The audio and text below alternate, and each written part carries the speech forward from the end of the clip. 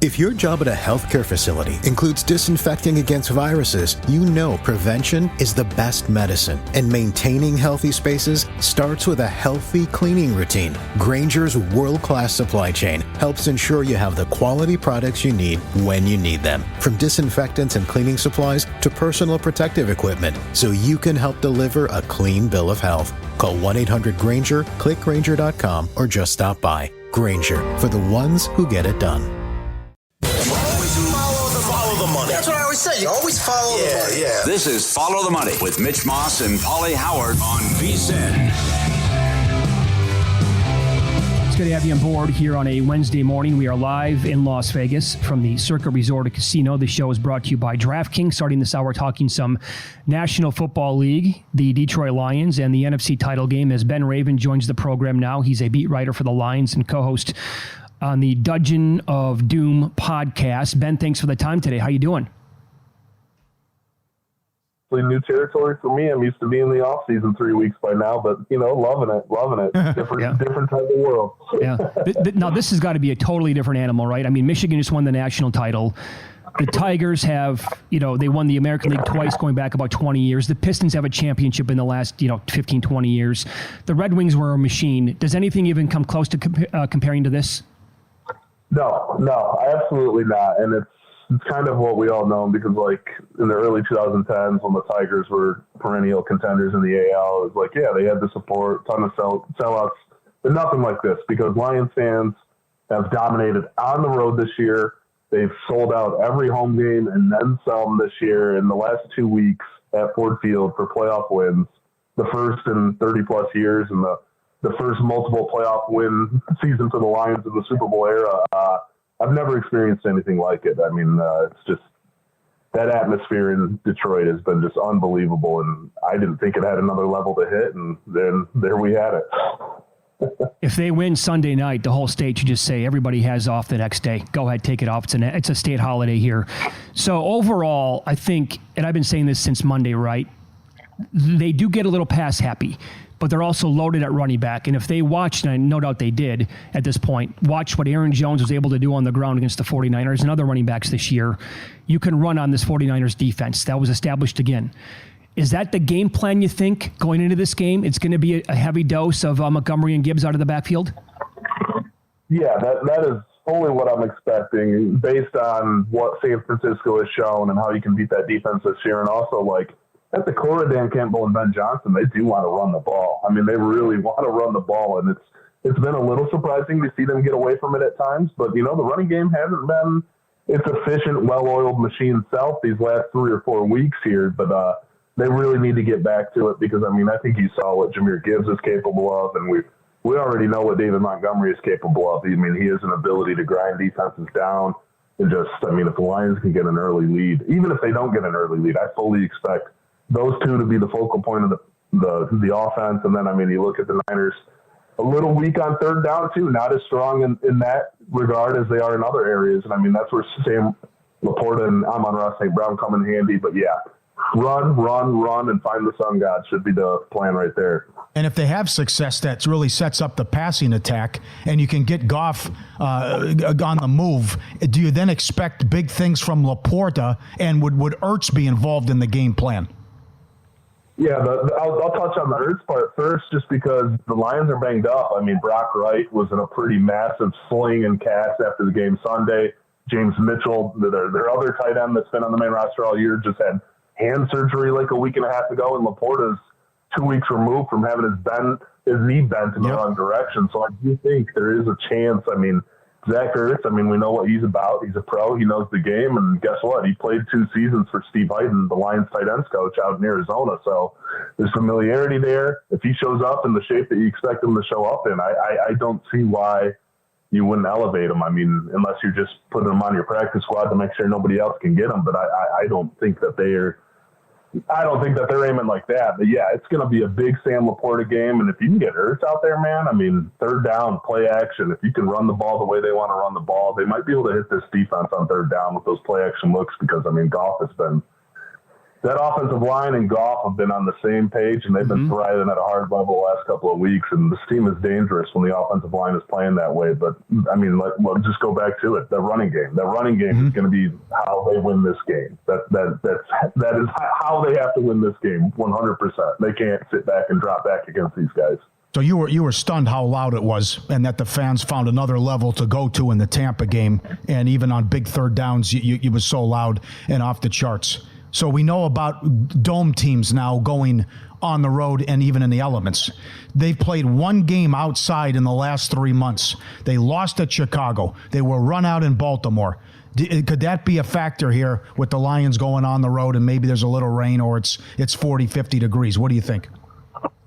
You know, maybe. The Chicago game definitely lends one to think that way, but the Baltimore game was just a complete butt whip, and it had nothing to do inside, outside. That game would have gone that way. But yeah, you know, it's interesting because it's a team that doesn't kick a ton of field goals. It's a team that probably punts less than a lot of other teams. So, I mean, you really do have to work with a wet ball this week and stuff like that just to be ready for it, because I think this is only going to be the third or fourth outdoor game of the season, something ridiculous like that. Because I remember back in that Week 4 game, leaving Lambeau, it's like, oh my God, we're only outside like once or twice the rest of the season. So it's definitely something to look at. And I mean, it's hard to practice outdoor here this time of year because we got about 5 inches of snow, 2 inches of ice, and it's freezing out. So it's definitely something to watch. If it gets wet, if it gets windy, that's definitely something to watch because they haven't been subject to that at all this year, but that's where that running game comes in handy, hopefully. Yep, it's Follow the Money here on VSiN, the Sports Betting Network. Our guest, Ben Raven, Lions beat reporter. His podcast is called the Dungeon of Doom Podcast. Okay, so it's been well documented that leading receivers have been torching the Lions going all the way back to like Week 10. It happens every single week. Happened again last week, happened in the wild card round against Puka Nacua and the Rams. How big overall is this Deebo Samuel injury? Assuming he plays here for a second, but he's going to be compromised. The game plan here, I mean, would it be to double team Ayuk? What do you think their approach is going to be to this 49ers offense that has just weapons oozing on the field every time they take it? Yeah, exactly. I mean, I could see them finding ways to double Ayuk in certain situations, but the second you do that, you got to worry about McCaffrey flanking out of the backfield. You got to worry about George Kittle. But yeah, like you said, I mean, the Deebo thing could be big because that changes how San Francisco plays offense, and that obviously takes away one guy that the Lions have to devote a ton of resources to. But yeah, it's the outside cornerbacks have been a liability. I mean, I said it last week. I was like, if your hypothetical mock draft doesn't have 3 cornerbacks on the Lions list, then you rip it up and go home because that is seriously where they're the weakest. I'm curious to see how they do it too because they can't lend too many linebacker and safety support when you got guys like Kittle and McCaffrey cutting down the middle or going out into the flats. But yeah, I do think you could see a little Justin Jefferson, CeeDee Lamb treatment for Ayuk, especially if Deebo's beat up. But yeah, they haven't doubled guys a ton this year. They're still playing aggressive at the line of scrimmage. They're getting up and pressing as much as they can. But yeah, the outside corners are a massive liability for the Lions right now. And I mean, they have to find ways to take away those outside guys, and then they better hope their linebackers and safeties are on their P's and Q's with McCaffrey and Kittle because they haven't faced a team like this. I mean, since Baltimore, and I think we all saw how that went. Now on the flip side, the defense has been elite at slowing down running backs this year. Last week, I was a bit surprised by the success the Buccaneers were having with Rachaad White. Did that surprise you? And then, you know, it's not easy to slow down McCaffrey at all, but what are you expecting here with this guy on the ground against that Lions defense? Yeah, the Rachaad White thing did surprise me because I think in my game prediction, my first sentence was, there's no way the Buccaneers are going to be able to run on this Lions defense. Yeah. And then, I mean, that was 70% of their offense for the first 35 minutes of the game. But it's going to be tough because that offensive line's no joke in San Francisco, and obviously McCaffrey's a different beast. But, like, that is one area where, like, the Lions these last couple of weeks, I mean, we talk about them getting torched by the star wide receivers. I mean, they've really kind of limited the scoring. I mean, the Rams game, holding the Rams to 3 field goals from inside the 10-yard line, you know. They were pretty solid against the Bucs until Mike Evans started going off in the fourth quarter there. But, yeah, that's the one area that's strength on strength for sure. So it's Aleem McNeil's a couple weeks removed from coming back from that knee injury. Aiden Hutchinson's playing on a different level right now, and I do feel confident in the Lions being able to at least bottle McCaffrey. Now, that said, he still might go for 80, 90, 100 yards, but the linebackers, Jack Campbell, he's playing better. Alex Anzalone is just a revelation. And, I mean, Malcolm Rodriguez and Derek Barnes are two rock-solid pieces, but this defense really is built to stop the run. So if they can take that away, make Brock Purdy beat them, that's another recipe to success right there. I have a hard time seeing them completely shut down McCaffrey, but this is one of the best run defenses in the league, no doubt, and that's been the strength of that unit all year. 2 minutes, Ben. How about special teams? Your level of confidence if Money Badger has to make a kick and the issues San Francisco had last week? Yeah, it's. I would just say this: they've got the best punter in the game, in Jack Fox. They've had to replace Khalif Raymond at punt returner, and that's been a giant question mark too. But yeah, the Money Badger, that's tough, just because they haven't counted on much this year. I mean, he did hit the 54-yarder in the playoffs.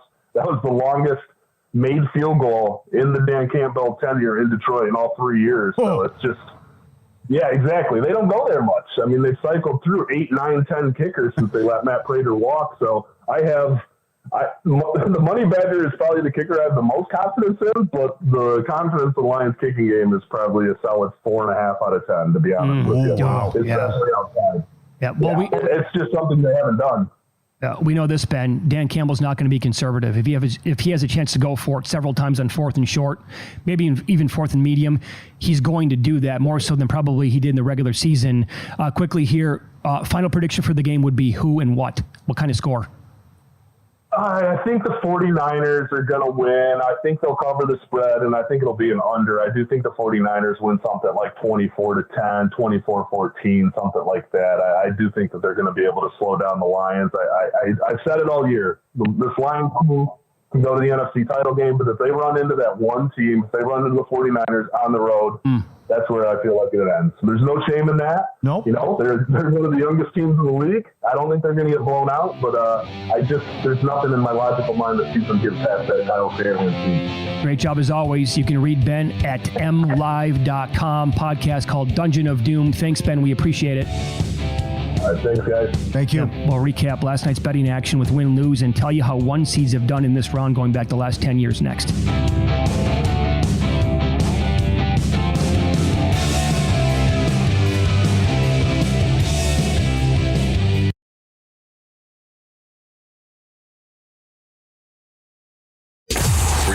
Last night? Wow, winning. Or was it a rough one? Well, they can't all be winners, can they? Loser! You're a loser! Pauly Howard recaps the night in sports betting in Win Some, Lose Some. All tickets cash the same. It doesn't matter. Peterborough United. They're in League One. They played yesterday. It wasn't a league game. They played Crowley. They won 2-1. 19 of the last 21 matches have gone over 2.5 goals. They're back at it Saturday against Lincoln City. Over 2.5 is minus 105 at DraftKings. Keep it going, Peterborough. Northampton Town plus 290. Look at all these. Barnsley plus 230. Exeter City plus 360. Reading 3-1. Mansfield Town, Sutton United draw plus 420. That's League 2. Salford City draw plus 310. To hockey, the Edmonton Oilers do it again. 14 wins in a row. 8 unders in a row. They're the 7th team to win 14 in a row. The record is 17 by the Lemieux Penguins in the early 90s. Guess what? They could tie the record out here. With the schedule setting up that way, they play Vegas February 6th. That would be 17 in a row because we got the All-Star break coming up. Skinner is 18-2 in his last 20. 12 games in a row, the Oilers have allowed 2 or fewer goals. Oh, this is wild. Oh, forget about the Jets. That record stunk. Yeah, that's nothing compared to the Oilers. Yeah, 2. What a turnaround here. I mean, to your point about what can happen when Doc Rivers. Oh, wow. Well, this is... Get out of the Bucks way. Yeah. This is incredible what Edmonton's doing. Remarkable. Great job. Ottawa, goal in the first 10 on the road. Yes, 17 of 19. Third period overs. Dallas, 13 of 14. Ottawa, 18 of 20. Sharks won again.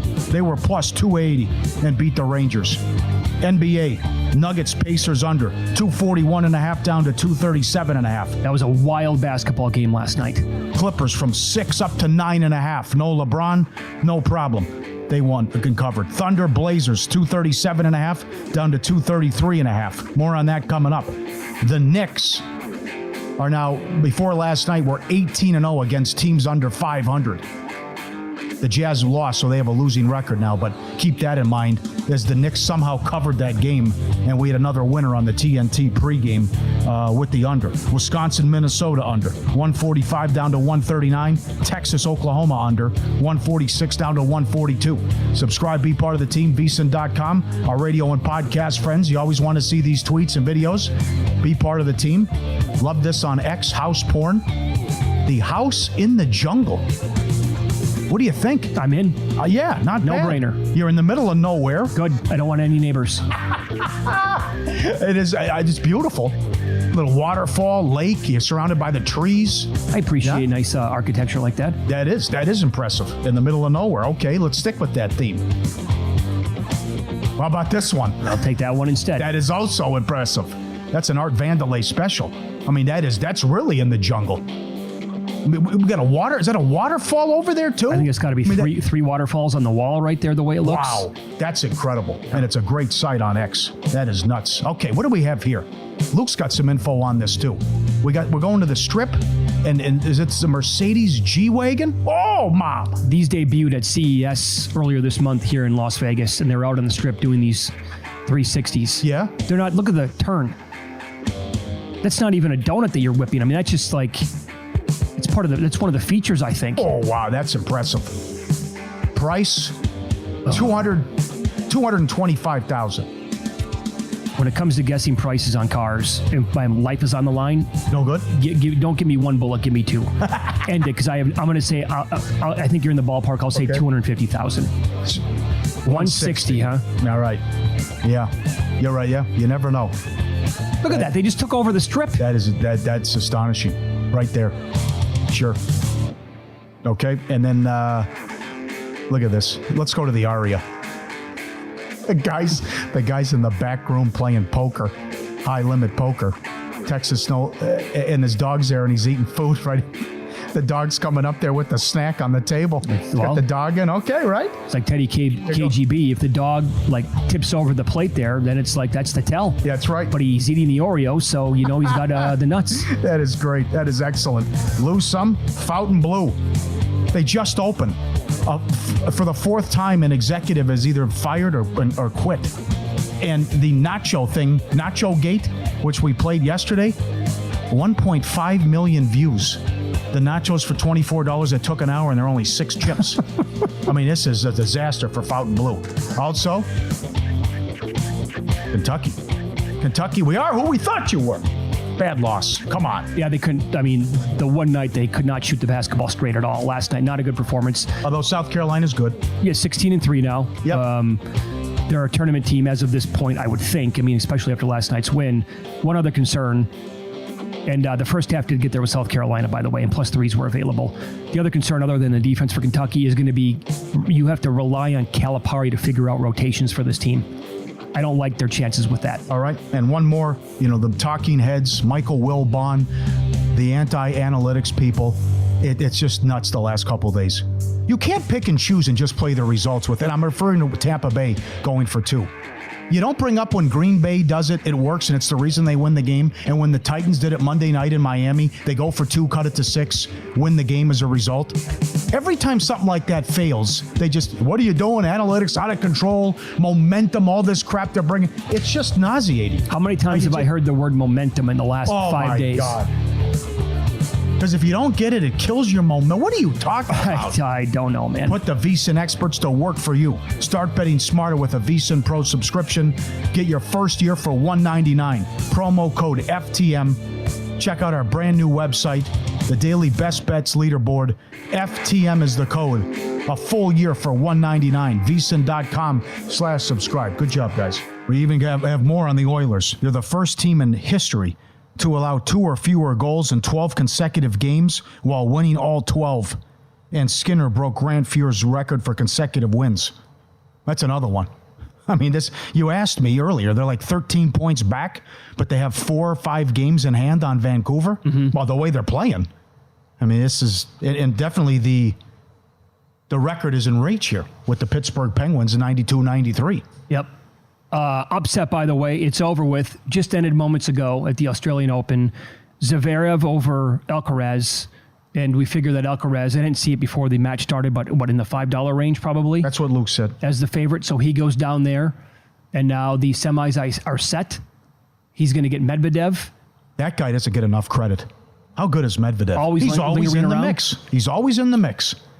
I thought based on the schedule, I was hoping that we would get Joker and Sinner tomorrow live when we're on the air.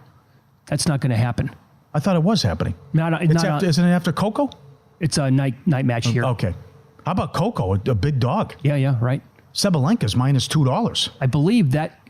Did Nigel say that on the air or off the air? He said Coco to win. I gave it out. Did he 7-1? I believe. Yep, he gave out Coco on air. There's also this news moments ago. Green Bay, they decided, you know what, Joe Barry's not our guy. He will not return as the Packers defensive coordinator. That's a good move. Mm-hmm. He could not bring that guy back. I don't care how well they played in a playoff game against the Cowboys or the 49ers. So that'll be, now it depends on, they got to make the right move and find out who's going to be able to actually make improvements on the defense. But Alexander said goodbyes on social media too. So it looks like he's gone as well. I mean, we'll see. We should have more movement here in the next week as well. He seems like he's a lot to deal with. Yeah. Alexander. Right. The Ravens up to 4-point favorites. Agree with that? Yeah, I changed my mind on this game. I do agree with it. Now, Sal shortchanged them an hour ago. They have 9 wins by 14+ against teams with a winning record. The resume does not lie. It's ridiculous. It's ultra impressive, man. Pounded Houston twice, pounded the Bengals, pounded Cleveland. The one game they lost, they were up 14 in the fourth quarter. Destroyed Detroit, buried Seattle, buried Jacksonville, buried the 49ers, 56-19 against Miami, 230 rushing yards against Houston. I know you're saying it's Mahomes and he's a dog, and how could... Okay, they won. They were great, but we're giving them too much credit for beating a depleted Buffalo team that can't find ways to win, and beating Miami, who had no one on defense and 2 on outside in the elements. Yeah. So I think we're missing one here. I think Baltimore's going to win the game, and why not? Why not be impressive? They've done it the entire year, especially at home. I think that might be the key to the entire game. We're getting fast. It's Mahomes, right? So I get it. And Mahomes is a dog. He does not lose in this situation. However, Dolphins were just completely decimated on defense. Yep. And last week... Bills had no linebackers. No, they were down to 3 healthy linebackers on the entire roster at one point in that game. Diggs is wide open, drops the bomb. And there's a reason why, as Michael Lombardi pointed out right away with us on Monday, there's a reason why the Chiefs only faced 5 third downs in that game. They were getting whatever they wanted. Now you're going to go from those 2 defenses. And by the way, when they look at against the Bengals... In the latter part of the regular season, now they're going to go take on the Ravens defense in Baltimore. A whole different animal. It is. It's a nasty defense. But Sal Pal's point about Spagnuolo, he's phenomenal. So maybe he'll come up with something here that will really neutralize Lamar like DeMeco Ryans did in the first half last week. I was surprised Bentley's given Detroit 10 or 14 points. I know. That's it. Little NBA coming up next. Brian Geltzeiler is going to join the show, host on SiriusXM NBA Radio. Doc Rivers, really?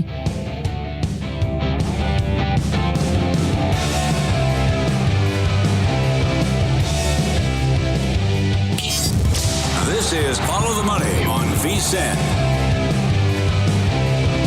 Props already up at DraftKings for Championship Sunday, official sports betting partner of the NFL playoffs. New customers can bet $5 on any game and get $200 instantly in bonus bets. Download the app now. Use code VSiN. Only at DraftKings Sportsbook. Code VSiN. The crown is yours. Our next guest has covered the NBA for a long time. He does a bang-up job at it as well. His name is Brian Geltzeiler, host SiriusXM NBA Radio, also on NBA TV. Brian, thanks for the time today. How are you? Good, guys. How we doing? Doing really well. Okay, take us through your thoughts overall on what happened yesterday in Milwaukee, firing head coach Adrian Griffin despite having a 30-13 record in year 1. And then I still don't know if it's confirmed or not. I was watching, like a lot of people were last night, to the TNT broadcast. They said, according to CNN Sports, Doc Rivers is going to be the head coach. Overall, firing him, and then if the move, in fact, is going to be to Doc Rivers to take over. Well, the move is to Doc Rivers take over. They just got to figure the money out. Because keep this in mind, guys. Now they're going to be paying 3 head coaches once they start paying Doc. Right. They're still paying Mike Budenholzer. They're going to pay Adrian Griffin, and now they got to pay Doc. Doc is used to a certain price tag, and there's a new owner in there, and Jimmy Haslam. You know, it's Mark Lasry's out. It's Haslam and Edens now. Haslam was the guy that gave Deshaun Watson all that guaranteed money, so maybe he's got no problem with it. But I do think they got to work out money. Listen, Doc's got him over a barrel a little bit. They brought Doc in to consult. I think Doc's been talking to them for a while. It's very interesting. Doc kind of tipped his hand a little bit with the Bucks on 2 weeks ago on an appearance on Bill Simmons' podcast, because any objective observer around the NBA that's watched Milwaukee understands how bad their defense is, how they don't have a lot of good defensive personnel, and how it's really difficult to fix. Then you combine the fact that there was really zero buy-in, and Adrian Griffin was coaching defense by the seat of his pants. You put all those things together, and it's just not a great situation defensively. Doc turned around and said, "No, I think the defense could be pretty good." And you just kind of scratching your head, because everything else Doc says is really insightful and really intelligent, and that one was just kind of off the reservation a little bit. So listen, Doc's been talking to them for a while. It's been a tough situation for Griffin. You, as a coach in the NBA, your players have to believe that you're adding value, and I don't know that his players believe that. And Giannis wanted him at first. Giannis turned on him first. Listen, this thing with Terry Stotts, the looms large right now, because you'd have a guy that could step in and take care of this. And for whatever went on between Damian Lillard and Terry Stotts in Portland, they still have a close relationship. So Stotts getting humiliated to a point where he says, "You know what, I'm out." It's not really a good thing, and didn't bode well for Griffin for the beginning of the season for the rest of his team. And Bobby Portis is a tell-it-like-it-is guy. He ripped into him pretty good after the in-season tournament semifinal loss to Indiana. This has been a gathering storm for Adrian Griffin. And I know people like to say, hey, 30-13 doesn't tell the whole story. There's a lot of pressure on this organization right now to win championships, because I will tell you this about the Giannis extension. First of all, Giannis is different than he's ever been. He's edgier, he's angrier, he wants to win in the worst way. But the Giannis extension is fine. Guys are asking out with extensions all the time in the NBA. Kevin Durant had 4 years left until Brooklyn would trade him. I mean, so just because he's got an extension signed doesn't mean he doesn't force their hand. There is plenty of pressure there in Milwaukee. And Doc walks into that. Listen, Doc can coach. Doc knows how to coach talent. And I think Doc's got a vision for what he wants this team to be. And I think he'll do some things differently than Adrian Griffin, obviously. And I think he'll come in there and do a decent job. But let's not underestimate how difficult it is to come into a team halfway through the season and try to change a bunch of things on the fly. Yeah. And will he be able to do that? That's an excellent point. Is there enough time to do that and get this team right there as with the team to beat with Boston? Well, it depends. Doc's a smart guy, right? And Doc's also one of these coaches that understands NBA basketball with the point that, unless you got something unbelievably innovative, don't reinvent the wheel. So I know a lot of people say, I don't let Doc Rivers coach. And he didn't think he deserved to be fired in Philly. And by the way, I don't blame him. He got fired because James Harden didn't want him there anymore. And then James Harden asked out right after. And the reality is that things were going real well until James Harden didn't make the All-Star team and decided to kind of go rogue offensively, which limited what Doc could do there. But Doc's problems won't be on offense here. The offense is pretty simple with this team. And it's something Griffin wasn't doing enough, which is just put Lillard and Giannis in the same actions, pick and roll, and everything will run off that. It's not rocket science what you do with Milwaukee offensively. Defensively, I think he's going to go back to Budenholzer principles. There was an interesting comment from Giannis, I think it was last week, where he talked about we don't have an identity defensively. Who are we? What do we do? Do we play drop? Are we aggressive? We're all over the place. And he's right. And I think the point that you're going to look at here and what you'll see is that last year, Brook Lopez was the runner-up for Defensive Player of the Year. And that is that we haven't heard any talk about Brook Lopez's great defense this year. He is the best drop coverage big in the league. They'll go back to playing drop coverage. Now, again, it was all much easier when you had a guy like Drew Holiday on the perimeter who was able to smother guys. They don't have that guy. Giannis is the closest thing they have to that guy. And that's a tough use of Giannis and really grinds him down, having to use him on the perimeter in that way. But I do think Doc will not reinvent the wheel, go to some drop coverage, and see if that can improve. With that said, do they have the requisite amount of good individual defenders to be able to beat the teams that they're going to have to beat in the Eastern Conference to get to the finals? I don't think that they do. Follow the Money, Pauly and Mitch VSiN, the Sports Betting Network. Brian Geltzeiler, our guest, SiriusXM NBA host. Follow him on X at Geltz NBA. So we've had a great run here in the last couple of weeks. Big trades, Griffin out, deadline a couple weeks away. What do you think the next big trade and who that player is going to be that could happen? Well, Toronto's pieced it apart, right? Anunoby's gone. Siakam's gone. You'll probably see something happen with them regarding Bruce Brown, who's a guy that's well in demand for a lot of teams. But Chicago hasn't done anything yet. And I think something's got to get done in Chicago. There's literally no market for Zach LaVine. No, with all these second apron issues. And what's interesting, guys, and it's very important to point out, the first big issue with the second apron to drop just is coming here with this Terry Rozier trade. Because I know Charlotte says we're not buying Kyle Lowry out and we want to move him. They're going to have a hard time moving him because teams are going to wait for him to be bought out. They're going to have no choice but to buy him out. But if they go buy him out, anybody that's into even the luxury tax, the first apron, $172 million, is ineligible to bid on him because he makes more than the full mid-level exception of $12.5 million. That's a new rule in the new CBA. So that shoe's going to drop right here. And that knocks out teams like Boston, teams like Denver who could use him. They have a problem and can't bring him in. Philly is right on the cusp of there. We have to see what else they do for them to be able to have the ability to bring him in. And Phoenix is another one. They can't bring him in.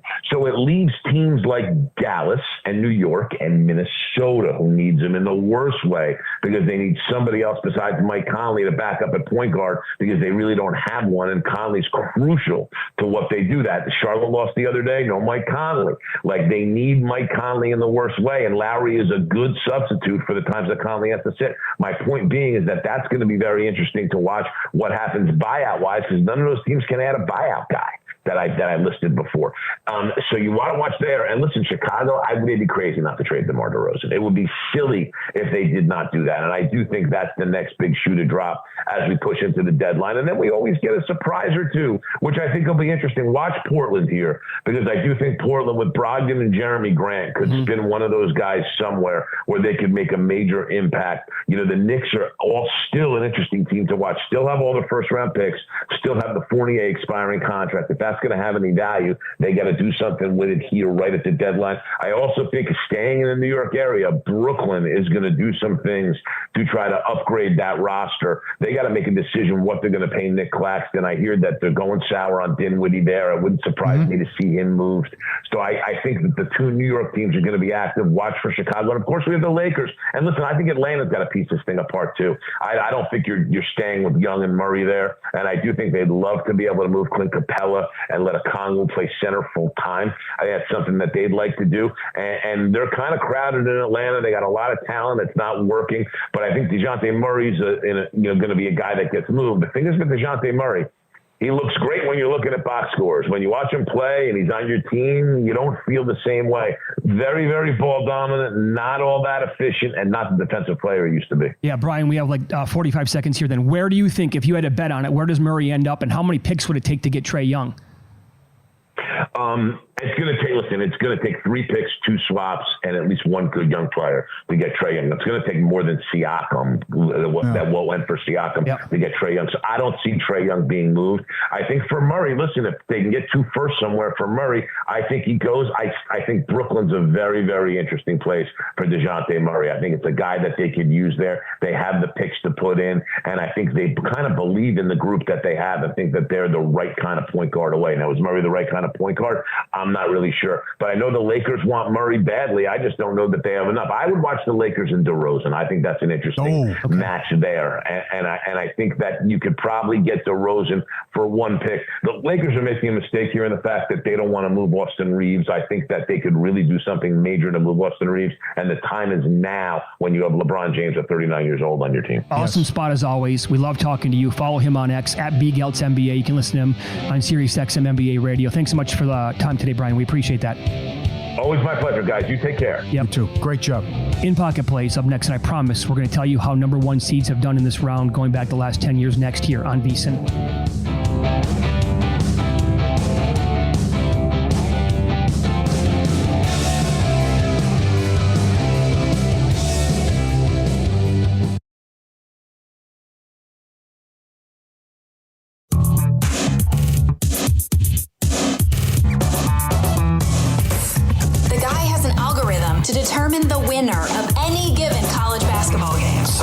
gives you 10,000 to 1 on anything. You take it. Take it. Take it. I bet you $20 I can get you gambling before the end of the day. No way. I'll give you 3 to 1 odds. Nope. 5 to 1. Nope. 10 to 1. You're on. All right. Will there be a 2-point attempt in the AFC title game? Yes, plus 135. And will each team have a touchdown and a field goal in both games? AFC, yes, minus 195. NFC title game, yes, minus 185. More props coming. I think the number's telling you something tonight. If not now, when? The Pistons have 1 win this month. They're at home against Charlotte, minus 140 on the money line. They also have Washington at home, who their last win. If they can't get any of these games coming up, find me how they get into 10 wins. And then they would set the record for futility. Pistons at home. Come on. We got Michigan football. We got the Lions. Can the Pistons pick up on this and get a win against Charlotte? Money line minus 140. I like the Pistons tonight. I think they get it done. All right, the action I had last night, Clippers-Knicks money line parlay at minus 109. That was a winner. That was not easy with the Knicks. Yeah, they messed around for much of the game. They trailed for most of it. I'll point this out tomorrow on the show. Maybe there's an angle here to bet every single one of these games with the Nets. The Nets have been good first quarter, first half. They have been fading big time late in games.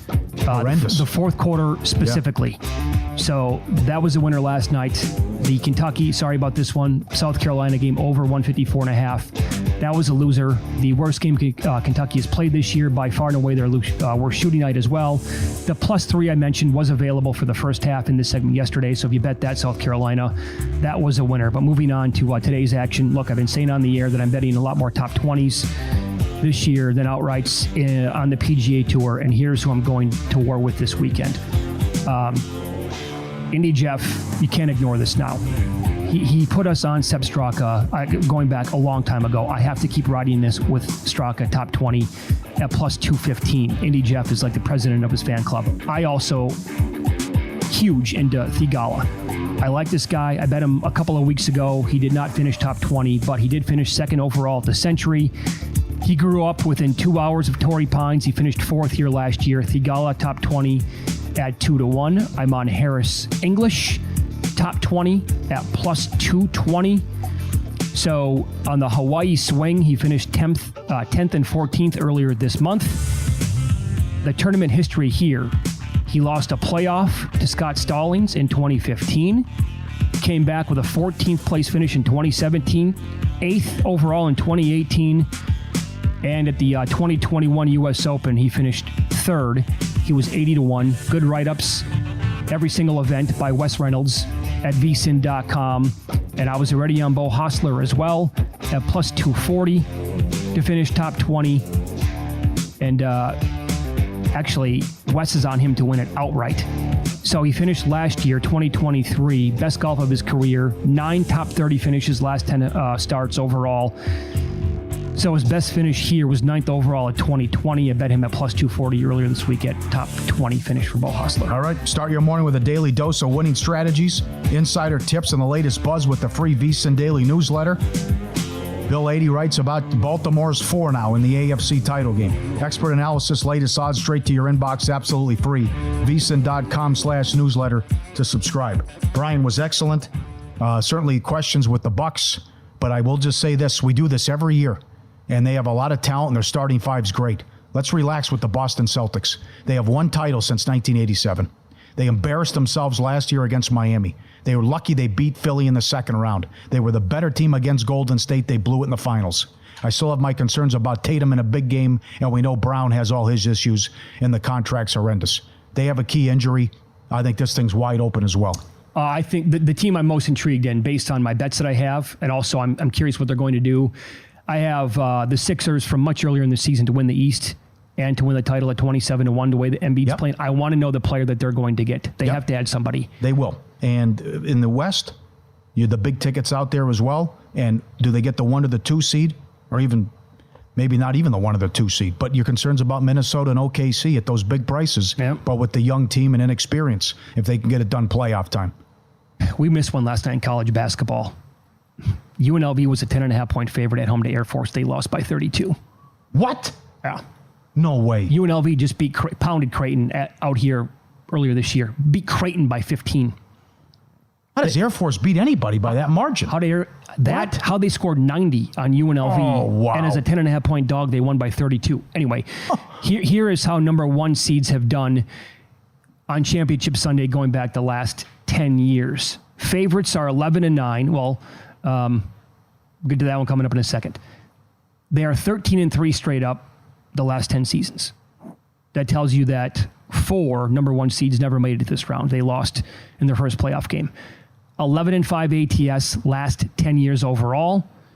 Favorites of at least 7 points, 2-2 ATS. That's what the Niners are looking at this week.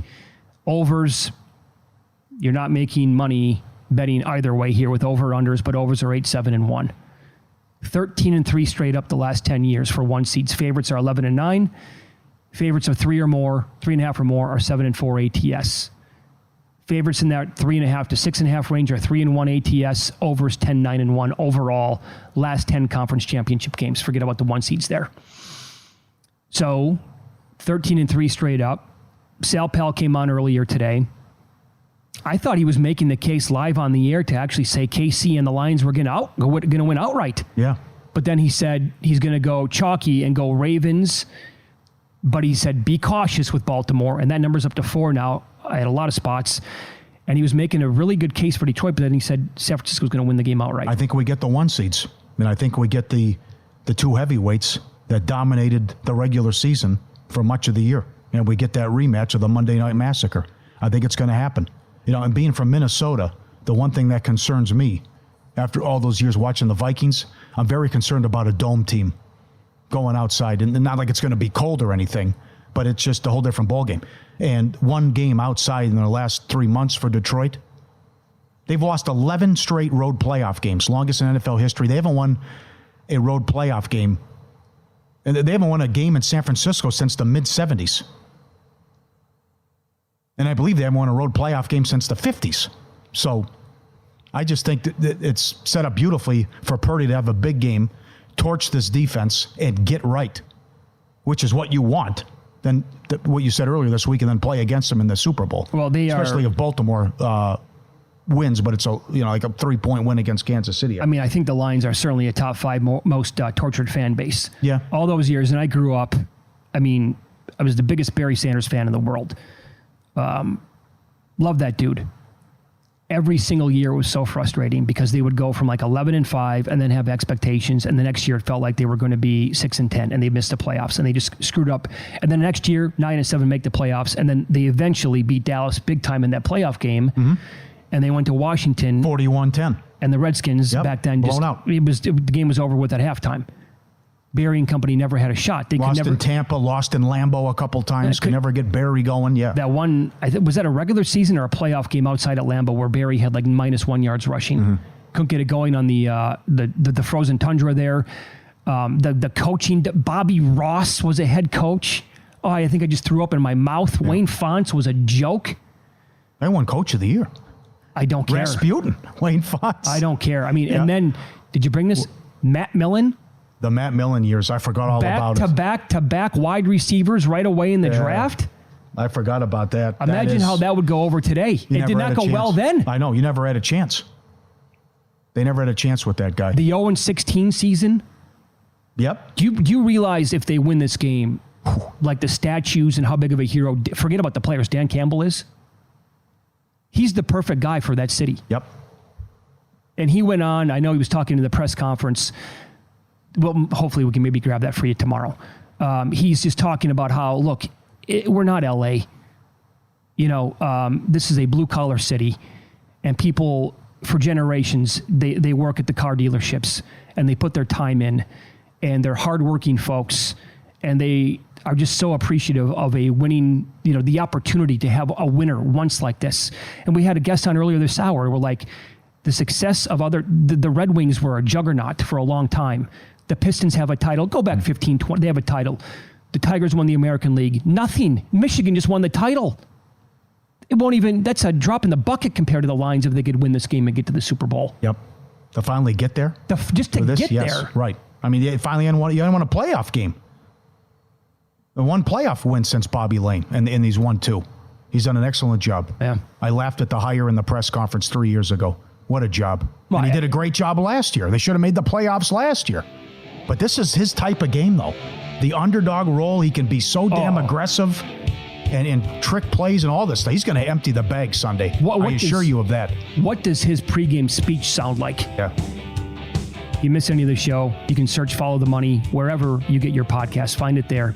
Good luck tonight.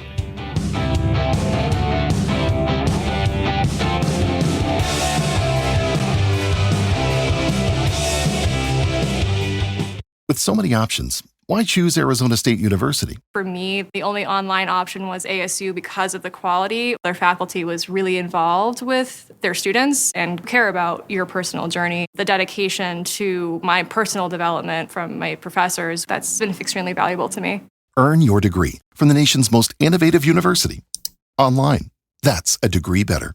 Explore more than 300 undergraduate, graduate, and certificate programs at asuonline.asu.edu. If your job at a healthcare facility includes disinfecting against viruses, you know prevention is the best medicine, and maintaining healthy spaces starts with a healthy cleaning routine. Grainger's world-class supply chain helps ensure you have the quality products you need when you need them, from disinfectants and cleaning supplies to personal protective equipment, so you can help deliver a clean bill of health. Call 1-800-GRAINGER, click Grainger.com, or just stop by. Grainger, for the ones who get it done.